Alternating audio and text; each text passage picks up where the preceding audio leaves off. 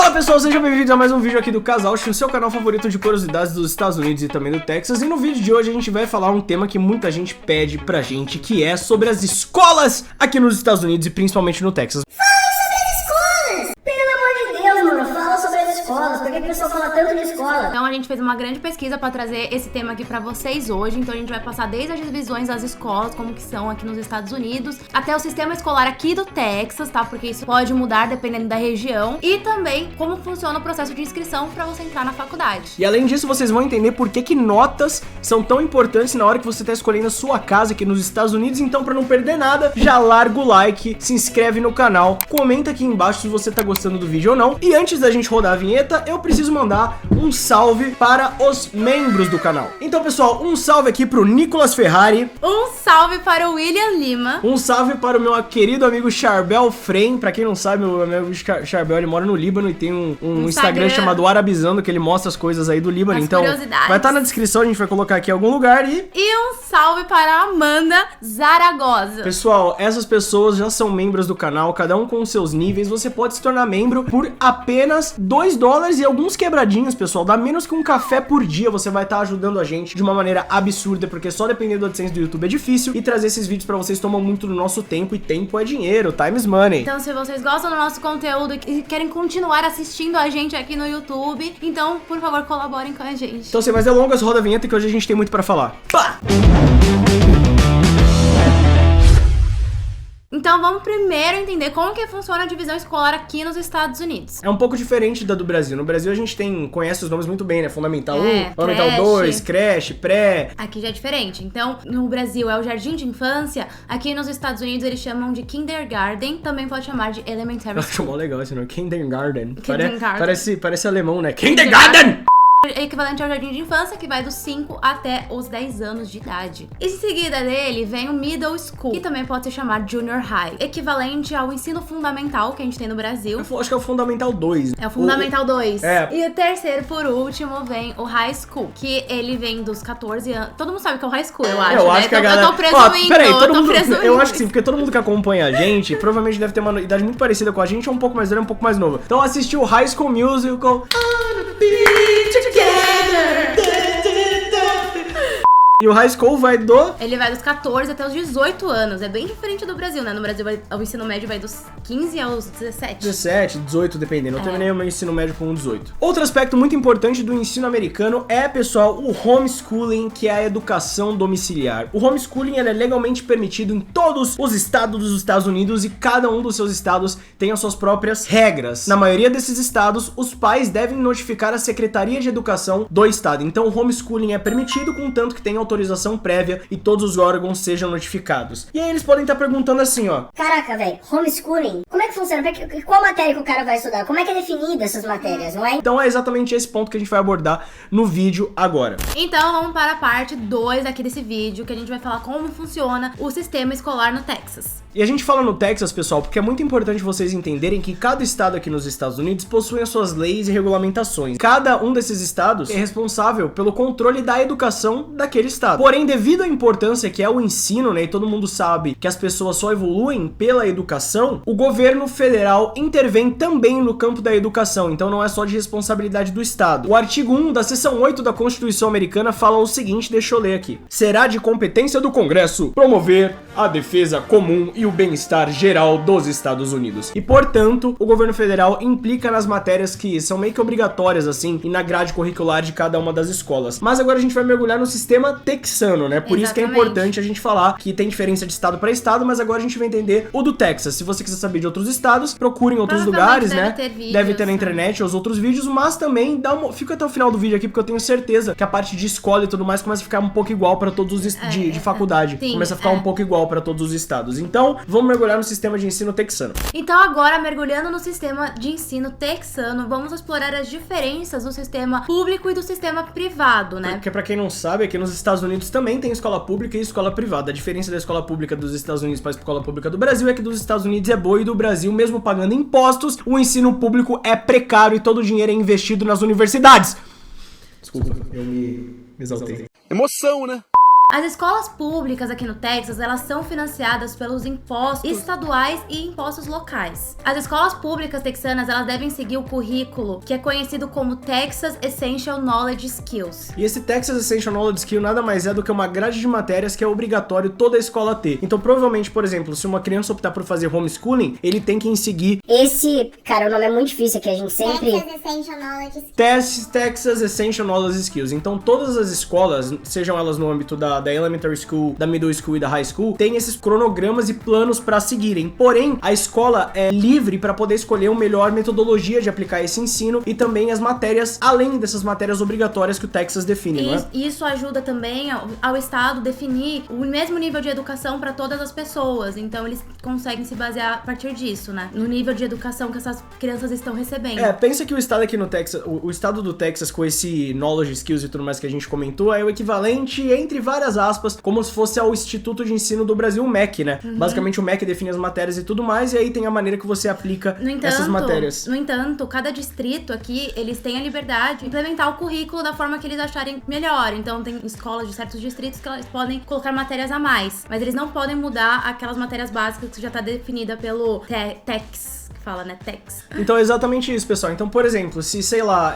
tem um grande polo de tecnologia onde aquela escola tá presente, por que não ensinar programação e desenvolvimento para aquelas crianças desde o momento que eles estão aprendendo e aprendendo de fato alguma matéria? Porque quando a gente é criança, a gente consegue assimilar muito mais rápido do que quando a gente é adulto, e a gente sabe muito bem disso. Então, as escolas públicas aqui no Texas geralmente aceitam todas as pessoas que são residentes da área local, né? Então é por isso que você precisa saber se tem uma escola boa no lugar onde você vai escolher a sua casa ou não, porque se você viver naquele zip code e você aplicar pela escola, tem grandes chances de o seu filho, por exemplo, ser aceito naquela escola pública que tá muito perto da sua casa. Por isso que o pessoal fala que precisa buscar uma casa perto do zip code, né? Uma casa com uma escola boa, com uma grade boa. E a gente falou como você consegue buscar essa escola no vídeo que vai estar aparecendo aqui, onde a gente comentou sobre como você pode escolher o seu bairro. A gente mostrou um aplicativo lá que você consegue verificar a nota das escolas daquele bairro que você tá escolhendo. Então, é por isso que é muito importante verificar as notas das escolas, né? E saber onde você tá alugando a sua casa. Já as escolas privadas, pessoal, elas são pagas, né, pelas mensalidades dos próprios pais dos alunos. Por isso chama privada.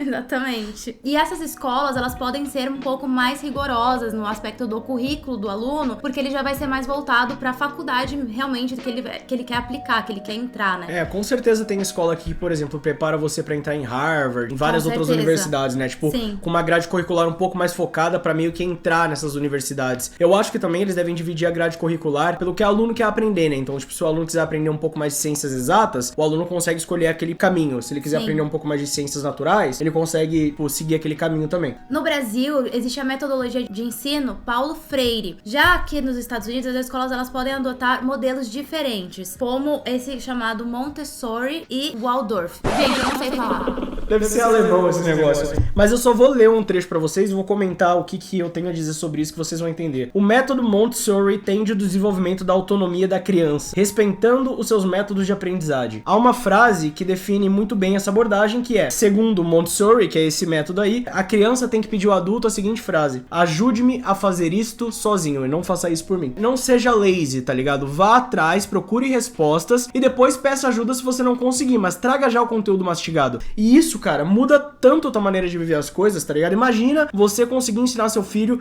esse tipo de filosofia desde criança, porque todos esses métodos de ensino são pautados em filosofias e etc, né? Como o próprio Paulo Freire aí no Brasil. E aí o outro método que a Julia tinha comentado, que é o método Waldorf.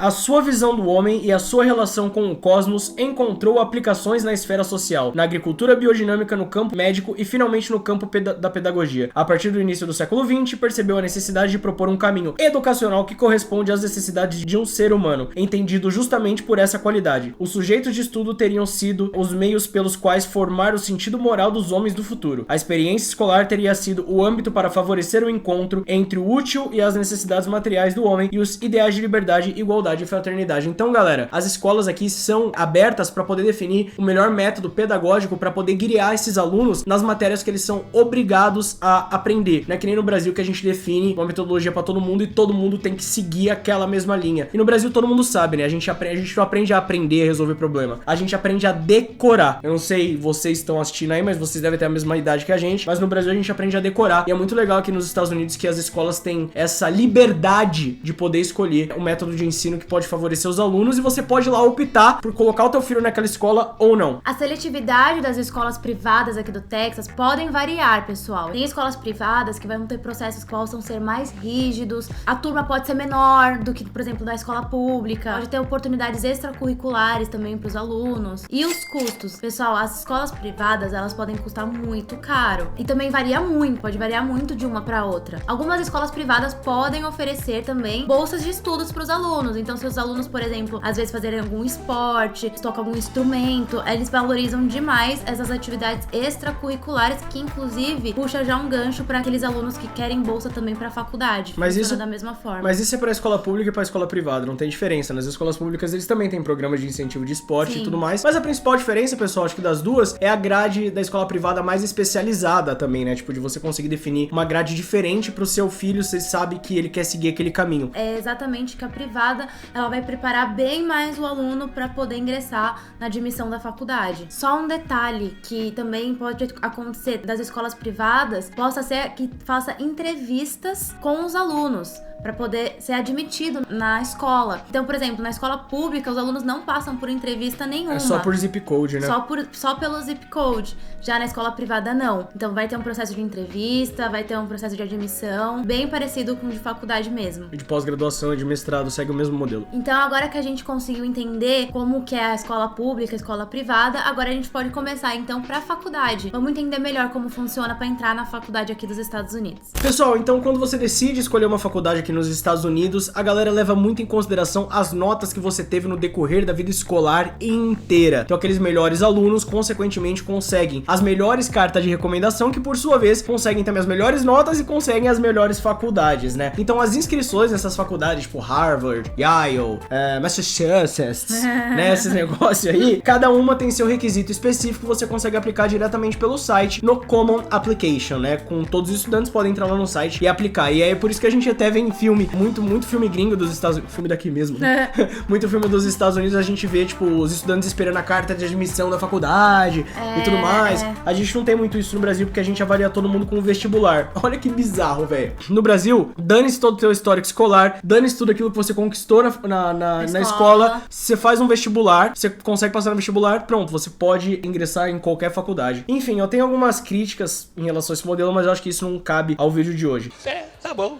Então, como a gente falou, o processo para você aplicar para uma faculdade envolve, eu vou ler aqui porque tem vários passos: submissão de notas, ensaios pessoais, onde a pessoa vai lá na tua casa conversar com você, cartas de recomendação, que os seus professores e as pessoas que você teve mais laços na faculdade podem enviar, treinador do time de futebol, Exatamente. treinador do time de basquete, né? Testes padronizados como SAT ou ACT, que avaliam habilidades acadêmicas, mas não é toda instituição que pedem esses testes. Eu tenho certeza que tem algumas instituições também que devem pedir alguns outros testes especializados, assim, tipo, numa matéria específica pra você entrar, com certeza, porque vai da universidade, né? A universidade tem a liberdade. Tem a liberdade de pedir o que eles quiserem. As admissões também consideram, pessoal, atividades extracurriculares e envolvimento comunitário. É por isso que é muito importante, se você jovem está assistindo esse vídeo, pense em fazer trabalho voluntário, não só pela faculdade, como você vai se sentir muito bem também ajudando a população. Eu fiz uma época, fui do Rotary Club, quando eu era do Interact, né, que é a parte do Rotary pra adolescente. E aí eu fiz o meu intercâmbio na Itália exatamente por conta do Rotary, então foi, tipo, maravilhoso essas atividades extracurriculares e o trabalho social. Acho que te preparam para um futuro muito legal, não só para entrar na faculdade, mas como vocês viram aqui também, a faculdade conta muito nessas atividades extracurriculares. E assim, pessoal, dependendo da faculdade, né, especialmente essas faculdades de renome, como Harvard, Stanford, sabe, essas faculdades que a gente vê em filmes americanos, elas são altamente competitivas. Então a seleção deles não vai ser só baseada nas suas notas. Não adianta adianta você só ter nota A lá no seu histórico escolar. Não vai ser só isso que vai ser levado em consideração. Vai ser levado em consideração se você pratica algum esporte, outros aspectos, né, de serem levados em considerações que te destaca de outros competidores. É uma coisa que você tem que ficar atento também, né? Tipo, ser o melhor aluno da sala, essas paradas, tá ligado? É que eles Isso. valorizam muito isso e eu acho que isso dá uma motivação a mais pra criança estudar e ir com pra certeza. frente, tá ligado? Porque no Brasil é aquilo. Quando você é criança, você não sabe muito pra onde você vai. Quando você é adolescente, também você não sabe muito pra onde você vai. Você fica meio que a Deus dará. Você fala assim, não, quando eu tiver 18 e fizer minha faculdade, aí meu futuro vai estar decidido. E é por isso que a gente tem tanta gente desempregada no Brasil, é por isso que a gente tem tanta gente em subemprego no Brasil, enquanto aqui os americanos só querem exercer os empregos mais altos da sociedade, eles né? são acostumados com essa competitividade desde a escola, né? É bem diferente do que a gente é no Brasil. Bem diferente do que a gente é no Brasil. Eu acho que os americanos, eles são um pouco mais rápidos, mas eles são um pouco mais quadrados, mas eu acho que eles têm um pouco mais de, sei lá, força de vontade, predisposição. Mas isso, tá, sou eu que estou falando, Uma galera. observação Uma nossa. observação minha, trabalhando com americanos e trabalhando com brasileiros. É sempre importante ressaltar isso, porque a galera virou e falou assim uma vez, Nossa, eles são preguiçosos. no vídeo que a gente falou que a gente tava com depressão. Então, gente escrota tem em todo lugar e a gente sempre falou isso. A gente espera muito que esse vídeo tenha proporcionado insights valiosos pra vocês sobre como funciona aqui o sistema educacional americano e principalmente aqui do Texas. Se você achou esse conteúdo informativo, por favor, compartilhem com pessoas que estão pensando em se mudar pra cá. Essas informações podem ajudar muita gente. Se vocês tiverem mais perguntas, se vocês querem saber mais detalhes, deixem nos comentários, vamos entrar em contato, vamos conversar, a gente responde as dúvidas de vocês. Segue a gente também no Instagram, que vai estar aparecendo aqui na tela. Então, só pra finalizar aqui, a gente entendeu a diferença das escolas públicas e privadas. A gente entendeu que existem 3 tipos, né, de escolas, basicamente, assim, quando você tá ingressando numa escola, que é o Elementary School, ou Kindergarten, Middle School e a High School, que todo mundo conhece por causa do High School Musical, e também o processo de o processo de entrar numa faculdade, que envolve toda a parte de notas. A gente pode colocar, fazer um outro vídeo também, mestrado, pós-graduação e etc, porque ano que vem eu pretendo entrar numa pós-graduação aqui na Universidade do Texas e também vão usar as minhas notas da faculdade. Jesus Cristo. Valeu a pena ser nerd na faculdade e tirar todas as notas. Altas. Nunca tirei uma nota menos que 6 na faculdade. Eu não tô falando isso pra me achar, não. Será? Acho que ele tá um pouco, sim. Mas é isso, pessoal. A gente espera que vocês tenham gostado do vídeo de hoje. Deixa o like, se inscreva no vídeo e até a próxima E diretamente até a aqui. próxima, diretamente de Austin, Texas. Texas!